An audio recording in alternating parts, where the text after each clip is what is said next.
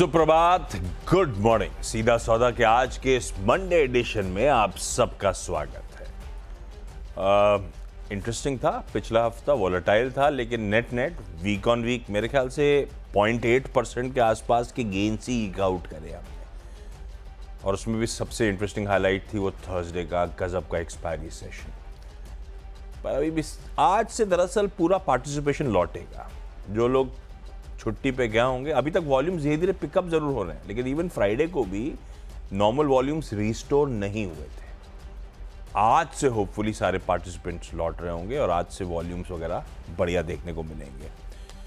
तो डायरेक्शनली फिर गोरे लौटेंगे तो क्या कॉल लेंगे वो तो वक्त बताएगा, लेकिन समीकरण मैं दिखा देता हूँ और वीरू बताएंगे पोजिशनिंग कैसी है। गिफ्ट निफ्टी कह रहा है फ्लैट स्लाइटली इन ग्रीन शुरुआत होगी। हालांकि एशिया और यूएस का हैंडओवर बुरा नहीं है। हमारे एशियन पियर्स ठीक हैं, जो हरे में हैं वो बढ़िया हरे में कामकाज कर रहे हैं। ये तो खैर फेरिफेरल मार्केट्स हैं शंघाई के, बाकी सब बढ़िया कर रहे हैं। ये देखिए, और यूएस का हैंडओवर बढ़िया था। 5 दिन से सुबह चर्चा हो रही थी कि बार बार गिर रहे हैं, यूएस के बाजार गिर रहे हैं। फ्राइडे को रिबाउंड का दिन था, 3/4 से 0.25% उछल गए थे। तो संकेत तो ठीक है, पर उसमें इंटरनल्स अपने लिए गड़बड़ है वीरू। एक तो इतना न्यूज़ फ्लो को डाइजेस्ट करना है जिसमें खास तौर पे इतने क्वार्टरली और मंथली अपडेट्स आए हुए रखे हैं, और एक क्रूड थोड़ा सा इंचअप करा, और अब तो अच्छा खासा इंचअप कर गया। हम $77 की तरफ ब्रेंट पे बढ़ रहे हैं। खैर ये सब देखेंगे किस तरह का रिएक्शन आता है। वॉच आउट क्या करना है आज स्क्रीन पे वीरू। गुड मॉर्निंग आपको। आशीष, आपकी तबीयत नासाज लग रही है आज, थोड़ा ख्याल रखिए अपना। आप जो ठंड में रात में गए हुए थे तो फील मैं कर रहा था जंगलों में। नहीं मुझे मेरे साथ वो बचपन के दोस्तों की जो थी ना वो कैसा रहा वो गर्मी ट्रिप? थी, हीट थी, बहुत बढ़िया, अद्भुत। बचपन के दोस्त मिल जाए तो फिर मजा ही मजा होता है। वो देख रहा था रात में बढ़िया बॉनफायर का अरेंजमेंट, मजा आ रहा था देख के। और क्या लोकेशन थी। उत्तराखंड का जवाब नहीं। खैर मैं आऊँगा फिर, वरना लोग कहेंगे कि अपनी स्टेट को कि वो कर रहे हैं, बात कर रहे हैं। लेकिन मैं एक बार बताऊँ आशीष, मैं आपसे पूछना चाहूँगा, मैं डेटा पे आऊँ उससे पहले सिर्फ HDFC बैंक के Q3 अपडेट पे बात करते हैं। स्लो डाउन नजर आ रहा था आपको नंबर्स पे? अच्छा, HDFC बैंक अब तक इशू था वीरू डिपॉजिट मोबिलाइजेशन का। तो अब इस बार डिपॉजिट मोबिलाइजेशन तो साल दर साल मेरे ख्याल से ऑलमोस्ट 16% के आसपास का जंप है, पर उसके सामने इस बार उल्टा पड़ गया कि एडवांसेस की ग्रोथ की नदारत है। मेरे ख्याल से एडवांसेस क्या हैं? Gross advances 0.9% Q on Q, साल दर साल 3%। तो मिले जुले हैं, फीके नंबर्स हैं, पर स्क्रीन देख के पता चल गया था, गोरों को सब पता है। बैंक निफ्टी गिरता है 1.25%, HDFC बैंक फ्राइडे को गिरता है 2.5%। इस तरह का स्टार्क अंडर परफॉर्मेंस था। अब पता नहीं कैसे रिएक्ट करेंगे, लेकिन नंबर्स तो खराब ही है। HDFC बैंक पटरी पे नहीं आ रहा है, ये इशू है। रही बात आशीष स्टैट्स की, और मैं बताऊं आपको, अरे एक चीज पता है वीरू, एक चीज ध्यान में आ रही थी। अच्छे डिपॉजिट के बाद HDFC बैंक एडवांसेस क्यों नहीं ग्रोथ दिखा रहा? एक तो HDFC बैंक जब भी एनवायरनमेंट कंड्यूसिव नहीं होता ना तो हाथ खींच लेता है। तो अपन लोग तारीफ करते हैं कि उस समय उसने नहीं बांटा लोन, उस समय उसने पैसे नहीं बांटे, देखो कितना स्मार्ट था।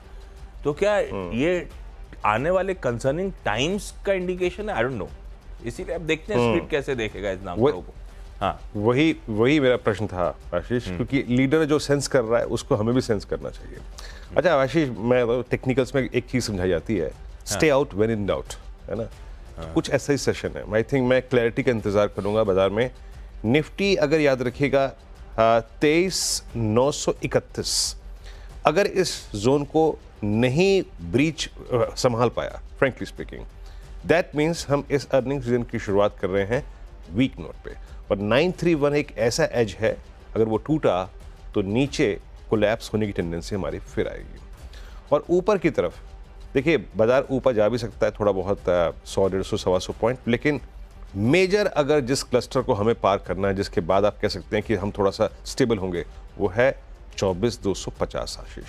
सारे एवरेजेस के ऊपर जब तक निफ्टी नहीं आता, आप स्ट्रांगली और बहुत स्ट्रॉन्ग शब्दों में कुछ नहीं कह सकते। और स्पेशली आशीष, निफ्टी बैंक को तो मैं हाथ भी नहीं लगाऊंगा, क्योंकि HDFC बैंक का रिएक्शन अभी सेंस करना है। मैं क्लैरिटी का इंतजार करूंगा। हाँ, स्टॉक स्पेसिफिक क्लैरिटी ज़्यादा है आशीष। ये रिएक्शन देखना पड़ेगा। चलिए हम दोनों कुछ स्टॉक्स हाईलाइट कर रहे हैं। बेसिक आइडिया है कि अपन लोग थोड़ा सा होमवर्क, अपना ग्राउंड वर्क कंप्लीट कर लें मार्केट्स खुलने से पहले। बाकी तो फिर स्क्रीन को ऑब्जर्व करिएगा और आपके फाइनेंशियल एडवाइजर से कंसल्ट करिएगा, उसी के बाद कोई ट्रेड वेड लीजिएगा। पहला, कोटक महिंद्रा बैंक। मेरे ख्याल से फ्राइडे को अपन चर्चा कर रहे थे, वो अच्छी एक रिपोर्ट आई थी। मैं इसको लाल में आज ले जा रहा हूँ। नहीं, एचडीएफसी बैंक के कंसर्न्स नहीं, मिलिंद नागनूर साहब जो हैं, जो कि इसके सीईओ, चीफ ऑपरेटिंग ऑफिसर और चीफ टेक्नोलॉजी ऑफिसर है, सीटीओ, उन्होंने इस्तीफा दे दिया। हालांकि वो तो कह रहे हैं पर्सनल रीजंस हैं, मैं अपनी फैमिली के पास यूएस में वापस जाना चाहता हूँ और कोई रीज़न नहीं है। पर टाइमिंग अच्छा नहीं है। कोटक महिंद्रा बैंक वैसे ही जूझ रहा था। आरबीआई ने ऑनबोर्डिंग नए कस्टमर्स की ऑनलाइन और मोबाइल बैंकिंग चैनल्स के थ्रू रोक रखी थी, फ्रेश क्रेडिट कार्ड इशुएंस रोक रखे थे, और उसके लिए कंसर्न यही था कि डेफिशिएंसीज ऑब्जर्व करी गई थी इनके आईटी सिस्टम्स और कंट्रोल्स में। अब वो समय आ रहा था, अपन इंतज़ार कर रहे थे कि वो गाज जो गिरी थी धीरे धीरे सॉर्ट आउट होगी। उस बीच सीटीओ साहब चले जाएंगे तो हो सकता है इसका कोई लेना देना ही ना हो। पर अब ऐसा ओवरहैंग सा बन जाता है कि ऐसा ना और डिले हो जाए उस एक्सपेक्टेड आरबीआई के ग्रीन सिग्नल में, टाइम ना लग रहा हो, क्या रीज़न है, 10 तरह के ख्यालात आते हैं। तो खैर, मैं इसे लाल लेके चलता हूँ आज के लिए, आप लोग स्क्रीन को ऑब्जर्व करिए। पर खबर इंटरेस्टिंग है इसलिए मेंशन कर दिया। इंडसइंड बैंक को लाल ही रखता हूँ, है फीका परफॉर्मेंस। मतलब एचडीएफसी बैंक के केस में हम लोग चर्चा कर रहे हैं, मैं टीम से हटा दिया एचडीएफसी बैंक। हम चर्चा कर रहे थे कि एटलीस्ट उसके डिपॉजिट मोबिलाइजेशन अच्छा है, यहाँ तो वो भी नहीं है। मैं क्यों देख रहा था। खैर, डिपॉजिट्स 1% गिरे, नेट एडवांसेस केवल 3% बढ़ा। पर एक चीज़ है, मैं बहुत सारे स्टॉक हाईलाइट करूंगा, उसमें ये मेंशन करूंगा 1700 के हाईज थे, ऑलमोस्ट 1700 के ईयर लोज पे आके बैठा हुआ है। तो पता नहीं कितना और डाउनसाइड खुल सकता है, कितना रिस्क है, या सब कुछ भाव में ऑलरेडी है, हु नोज। खबर आने के बाद अब चलना शुरू हो जाए, कवरिंग के मूव्स आने लगे। तो खबर क्वार्टरली अपडेट फीका है, स्टॉक की चाल अपन ऑब्जर्व करेंगे। सूर्योदय स्मॉल फाइनेंस बैंक तीसरा।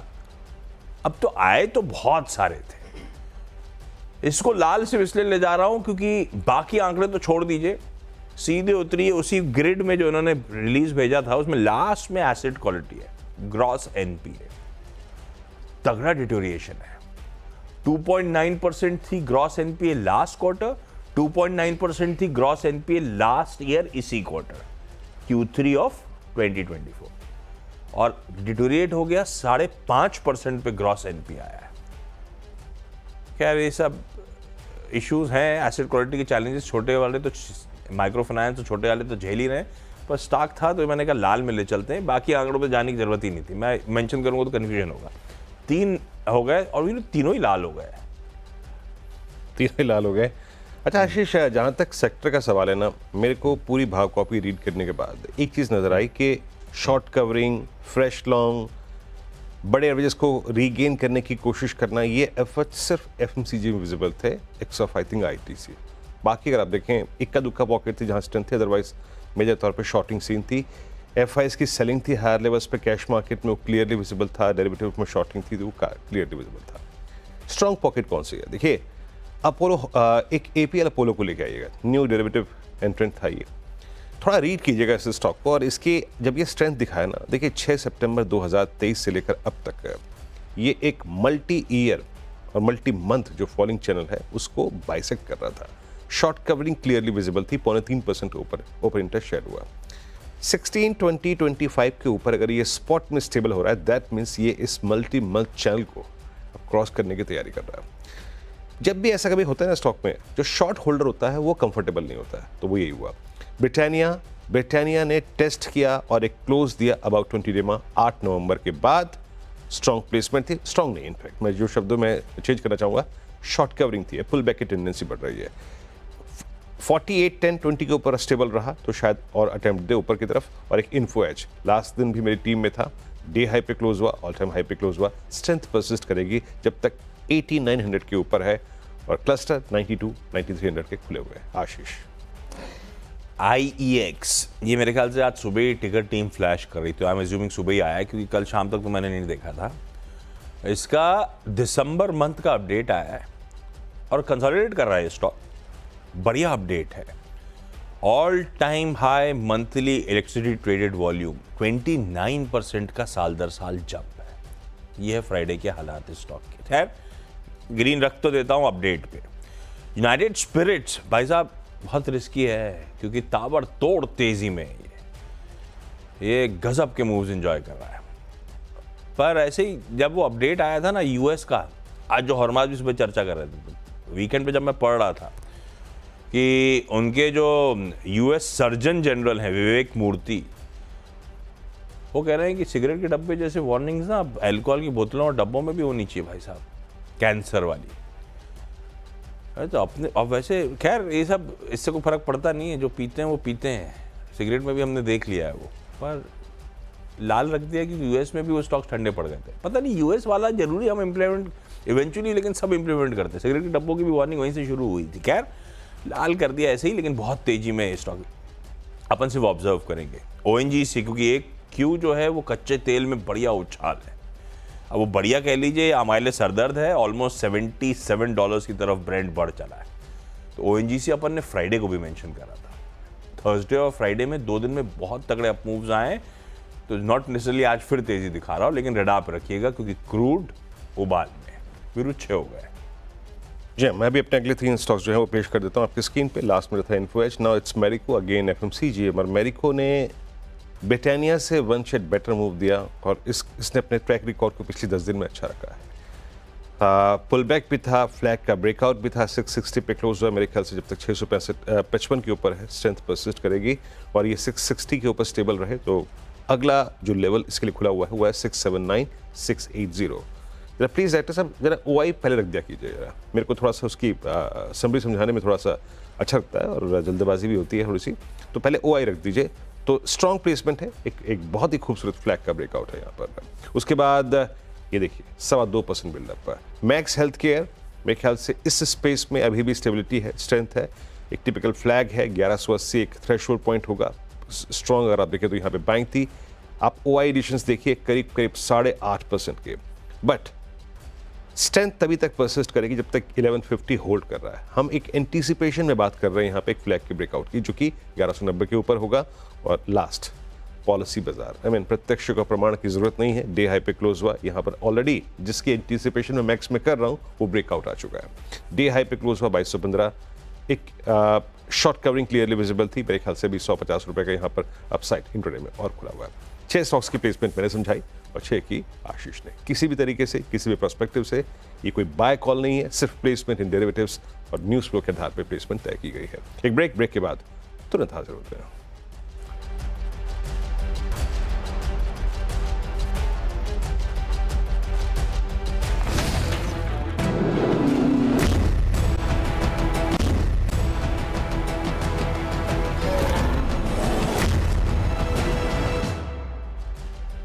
स्वागत है एक बार फिर से आपका टीम्स में, और अगले 4 खिलाड़ी मैं पेश करता हूं अब। और मेरा अगला स्टॉक होगा एसबीआई लाइफ। आप जाके थोड़ी सी रीडिंग कीजिएगा इस इंश्योरेंस स्पेस की, whether it's SBI life, it's HDFC life. हालांकि प्लेसमेंट में यहाँ पे सिर्फ एसबीआई लाइफ ले रहा हूँ। वो जो बात की थी अभी एफएमसीजी में pull back, short term averages को रीगेन करना, शॉर्ट कवरिंग, फ्रेश बाइंग, कुछ ऐसे ही हुआ। एचडीएफसी ये एसबीआई लाइफ ने ये क्लोज दिया अबाउट 20 रेमा पोस्ट 3 अक्टूबर। तो जाके जब ओपनिंग हो ना तो जज कीजिएगा इसको, क्या ये 1440 को होल्ड कर पा रहा है? अगर तो छोड़ दीजिएगा। अगर ये दिमाग मतलब लगाना था भी है जब 450 के ऊपर सस्टेन करे, in that case scope of 50 रेमा जो कि प्लेस्ड है 1505 वहां तक के लिए खुल जाएगा। कोलैप्स हो रहे हैं केमिकल, और बहुत बड़ी तरीके से। दीपक नाइट्राइट लेकर ये नेगेटिव प्लेसमेंट है, याद रखिएगा। एक टिपिकल राउंडिंग टॉप है जिसका नेक लाइन ब्रीच होगा करीब 2460 के नीचे। अगर ये नीचे उसके स्लिप हुआ तो याद रखिएगा इसमें उस पैटर्न के मुताबिक बड़ा डाउन साइड खुल जाएगा। बट हम एज ऑफ नाउ सिर्फ फोकस करेंगे लगभग 2380 2350 पे। अगर ये ब्रीच कर दे एक लेवल है और वो है 2460। टाटा केमिकल भी मैं यहीं पर इसकी प्लेसमेंट आपको समझा दे रहा हूँ। Tata chemical multi month base जो कि परसिस्ट करता है मार्च 2024 से लेकर अब तक, अंडर द थ्रेट है। 1020,000 के नीचे वो वायलेशन जो है वो इसको काफ़ी दिक्कत में डाल देगा। इन दैट केस लगभग 920 का जोन खुल जाएगा। और last Birla soft mid cap IT में बहुत नेगेटिव प्लेसमेंट है, बहुत ही नेगेटिव प्लेसमेंट है।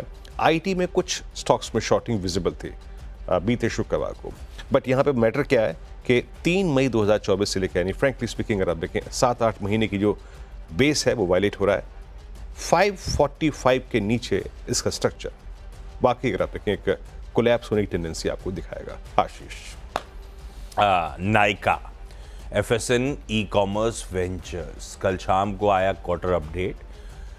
ये लोग अच्छा कर रहे हैं, तभी एचयूएल किसी इंटरेस्टिंग कंपनी को खरीदने के लिए पूरे वीकेंड भर खबरों में था। खैर, नाइका के लिए Q3 के दौरान कह रहे हैं कि हमारा प्रदर्शन अच्छा रहा है। कंसोलिडेटेड नेट रेवेन्यू मिड 20 से ज़्यादा संभव है। मिड 20s क्या हुआ? 25% ज़्यादा की ग्रोथ कह रहे हैं, और बाकी डिटेल्स भी अच्छी लग रही हैं। मैं इसे ग्रीन करता हूँ नाइका को। टाटा कम्युनिकेशन, टाटा एलेक्सी, इसे ग्रीन करिए। ये कह रहे हैं to work with Qualcomm tech to develop and leverage virtual models of Snapdragon digital chassis solutions for cloud native application development. इसका मतलब क्या है, ये वीरू समझाएंगे आपको, लेकिन टाटा एलेक्सी रडार पे रहेगा। बेसिकली यार, ऑन अ सीरियस नोट, ये सॉफ्टवेयर डिफाइंड व्हीकल्स SDVs जो होती हैं, उसी के लिए क्वालकॉम टेक्नोलॉजीज के साथ करार, तो इन्हेंस करने के लिए अपनी सेवाएं ये करार कर रहे हैं। बढ़िया है। क्वेस्ट कॉर्प ये कह रहे हैं भाई FY24 पिछले फाइनेंशियल ईयर का 124 करोड़ 80 लाख का इनकम टैक्स रिफंड आया है। अच्छी खबर है, ग्रीन करा। DCX सिस्टम्स ये कह रहे हैं कि एक एक्सपोर्ट परचेज ऑर्डर मिला है, मतलब इनका ऑलरेडी एक क्लाइंट है एल्टा सिस्टम्स इजराइल, उसके साथ वेपन सिस्टम मॉड्यूल असेंबलीज का ऑलमोस्ट कन्वर्ट करके बता रहा हूं, ऑर्डर तो डॉलर्स में है, 483 करोड़ रुपीस का ऑर्डर मिला है। तो ये भी खबर अच्छी थी, ग्रीन कर दिया। 10-10 पूरे। क्विकली छोटा सा ब्रेक के उस पार्ट टीम्स का एक क्विक रैप अप।